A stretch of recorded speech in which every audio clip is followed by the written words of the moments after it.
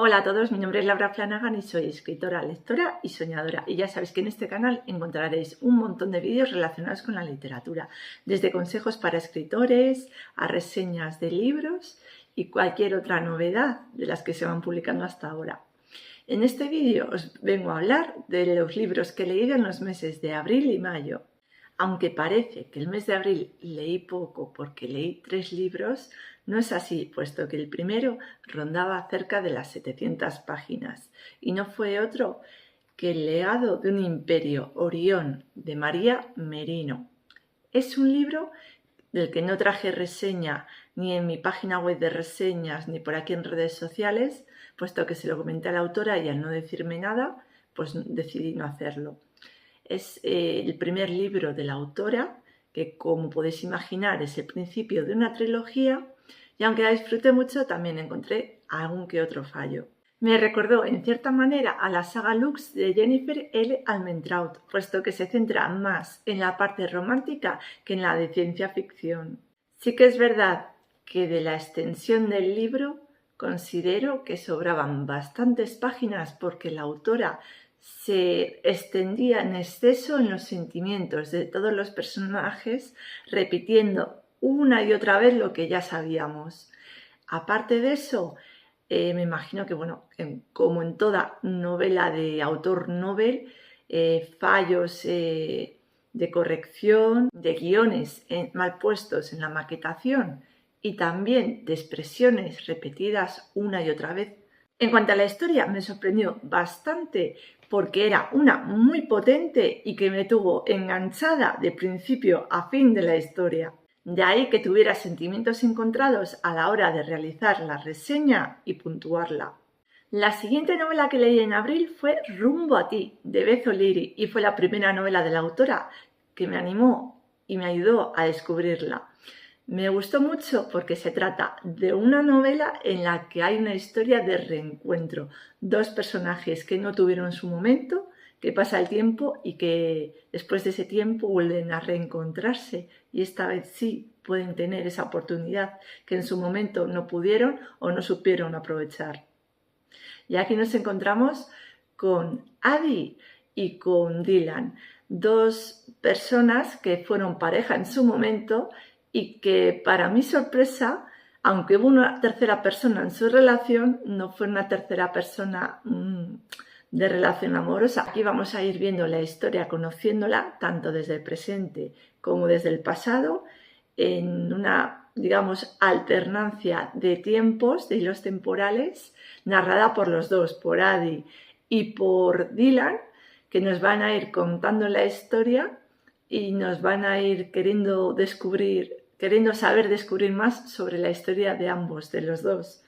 Es una historia muy adictiva, igual que la anterior, y que devoré de principio a fin. Me pareció que tenía un argumento muy bien trabajado, con unas subtramas muy divertidas, pero que no quitaban protagonismo a la historia central. Me gustó mucho ver cómo vamos viendo en diferentes momentos los miedos de él o de ella a lo largo de la relación y cómo la influencia de una tercera persona puede hacer que tu confianza y perspectiva en otra persona cambien invariablemente. El giro que tenía la novela era tan enrevesado que no lo vi venir en ningún momento, y eso que tenía varias teorías, pero ninguna tan retorcida como la que era en realidad. El siguiente y último libro que leí en abril fue Manual para mujeres de la limpieza, de Lucía Berlín. Este libro lo eligieron para el club de lectura y yo pensaba que iba a ser una novela, pero se trataba de un libro con más de 40 relatos en su interior. Sí que os debo precisar que Lucía Berlín era el nombre de una autora estadounidense de los años 40, 50 aproximadamente, que no consiguió ver sus relatos publicados hasta, 2015 en España, un poquito antes allí en su país. Aquí nos encontramos en cada uno de sus relatos con un punto en común, y es que los protagonistas de ellos son gente, digamos, rechazada por la sociedad. En muchos de ellos también se menciona ella misma como protagonista o sale algún familiar aludiéndolo siempre con sus apellidos, por lo que vemos ahí toques autobiográficos. Vemos cómo fue una mujer que tuvo varias parejas, tuvo varios hijos, estuvo trabajando siempre, luchando muy duro por sacarlos adelante, no lo tuvo nada fácil, también tuvo una adicción a la bebida y dentro de todo eso siempre conseguía sacar fuerzas para luchar y seguir adelante sin rendirse. Como veis, son temas duros, la desintoxicación, el bullying, intentar abortar cuando la situación no es la más idónea. Un libro que me llamó bastante la atención porque aunque cuenta momentos ciertamente difíciles, lo hace también con cierto tono de humor. El primer libro que leí en mayo fue Oro de Sangre de Francisco Tapia Fuentes, de la editorial Susella. Y es el segundo libro juego que además también leo de la misma editorial. Me pareció muy atractivo por el tema que trataba, que era el género del western, de los vaqueros. Y a partir de aquí tú ibas leyendo un capítulo y según lo que decidieras te mandaba a una u otra página distinta, por lo que aquí nos encontramos con diferentes finales. Sí que después de hacer una primera lectura me animé a hacer otras diferentes para ver los diferentes finales, como os cuento, y me pareció una historia a la par que muy bien narrada por la época en la que se da, con una perspectiva un tanto, digamos, machista, prepotente, que, como yo os digo, pues es típica de entonces, como además un giro de historia que no vi venir y que me gustó muchísimo, me pareció muy original. Además, el libro en sí está muy bien cuidado porque tanto en el, digamos, en el código de barras como a lo largo de cada una de las páginas, junto al número de la página y a lo largo también de las partes superiores o laterales, hay ilustraciones que van acompañando cada uno de los capítulos o mini capítulos y que hacen mucho más amena también la historia, te ayudan a profundizar dentro de ella.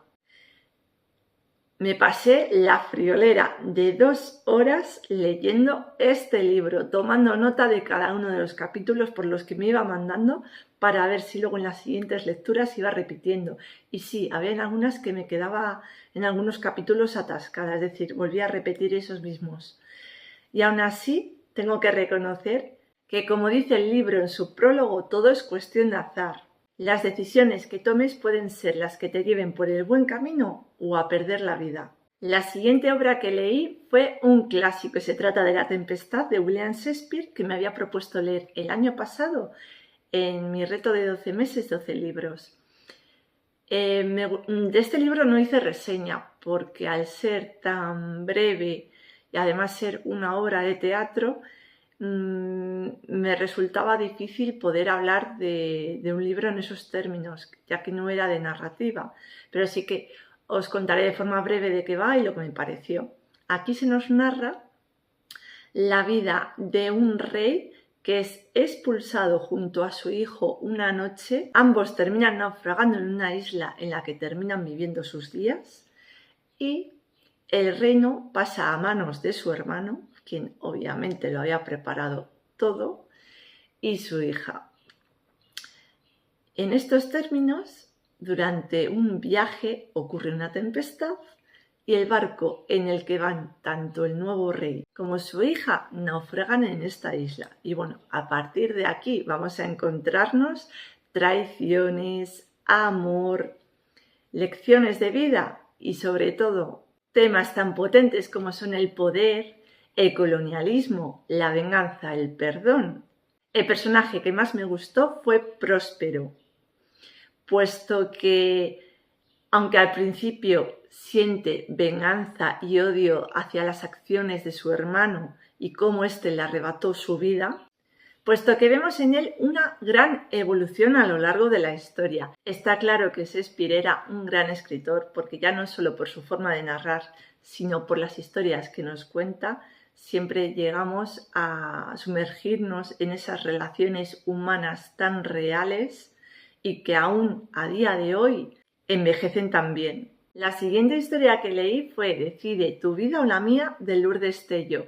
Y con esta novela también descubrí a la autora, una que hacía tiempo que quería también conocer porque había oído muchas cosas buenas de ella y de sus libros. Esta novela es un suspense romántico donde su protagonista, Delphine, se ve asediada por una serie de mensajes amenazadores que darán a su vida un giro de 180 grados. Y es que aquí la pobre Delphine va a pasar de una vida muy tranquila y anodina a una llena de acción, porque primero cambiará de domicilio para proteger ya no solo su identidad, sino su persona. Va a descubrir quién es su verdadero padre, puesto que hasta entonces solo había vivido con su madre y no sabía nada de él. Y además irá conociendo el amor a través de diferentes personas y luchará por ser feliz. Me pareció una historia muy bien escrita, correcta y que me daba lo que prometía. Sí que es verdad que no sé si en el momento de leer esta novela me encontraba en una especie de bloqueo o es que simplemente no encontré nada original y me pareció más de lo mismo de lo que ya había leído hasta entonces. Le di finalmente un 2,5 sobre 5, aunque seguramente haya mucha otra gente que haya puntuado mucho más alto esta novela. Sí que es verdad que no descarto leer más cosas de esta autora. La siguiente novela es Mountain Creek de Bárbara Padrón Santana, una comedia romántica de una autora a la que ya había leído con relatos cortos y que me gustó bastante y que además tuve la suerte de conocer ya hace la friolera de por lo menos 7 años o algo más. Es una escritora canaria que conocí en un evento que tuvo lugar en Santander y muy simpática. La novela en sí pues nos muestra a dos personas que son completamente distintas, Hannah y Will. Hannah trabaja como organizadora de eventos y no está pasando por su mejor momento. Es una persona que parece siempre atraer la mala suerte. Entonces, su mejor amigo y jefe Lance decide darle unas vacaciones obligadas para que se tome un descanso y que cuando retome el trabajo, lo retome con las pilas cargadas y con otra perspectiva. Hannah decide irse a Mountain Creek, un lugar muy remoto donde hay un hotel y cuyo dueño, Will, resulta ser todo lo contrario a lo que ella esperaba. Un hombre bueno, encantador y que lucha por el hotel que sus padres construyeron desde que estos fallecieron, puesto que es lo único que les queda de ellos, a él y a su hermana pequeña, Harper. Aquí vamos a ir viendo cómo, con cierto tono de humor, todo lo que odia Hannah, poco a poco ella va aprendiendo, gracias a Will, a verlo con otra perspectiva, otra forma de ser, ir siendo una persona un poco más positiva, alegre y optimista. Además, nos vamos a encontrar con una serie de enredos, malentendidos y terceras personas que no se lo pondrán nada fácil a esta pareja. Ese final me gustó muchísimo, me pareció muy divertido y, por supuesto, todos queremos en nuestra vida a alguien como Lance, un gran amigo y mejor jefe. Y la última novela que disfruté fue en audiolibro y fue Cada día de David Levitan. Esta novela fue adaptada hace ya algunos años a película y puesto que yo ya la vi y me gustó bastante, me animé a leerla. Y nos encontramos con un personaje que nunca ha tenido nombre, pero que él se ha autodenominado A y que es un ser en apariencia, digamos, un espíritu que cada día va despertando en el cuerpo de un adolescente de su misma edad, de 16 años. Da igual que sea chico que chica, y eso me gustó mucho, fue un punto a favor de la historia. Los detalles de por qué ocurre o lo que ocurre antes o después en ese cuerpo, pues no os los voy a comentar porque si no os arruinaría el libro si queréis leerlo.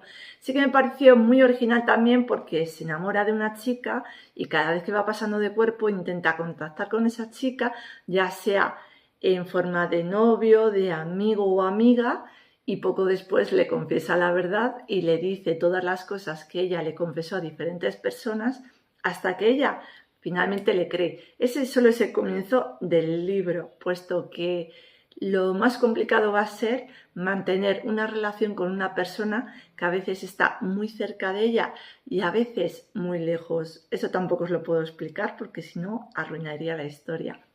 Sí que es verdad que lo que es el final de la historia, aunque me pareció un poco agridulce, me pareció muy coherente con todo lo que habíamos leído en el libro.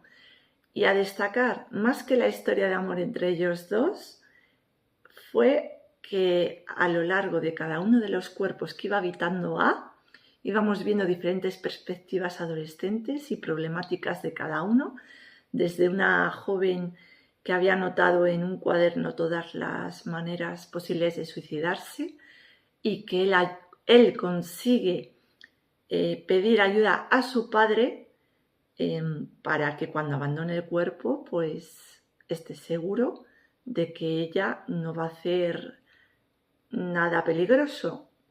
En otra vemos como una chica que tiene un trauma porque tuvo un accidente de tráfico en el que perdió a su hermano, pues convive con ese trauma, ese dolor y esa tristeza.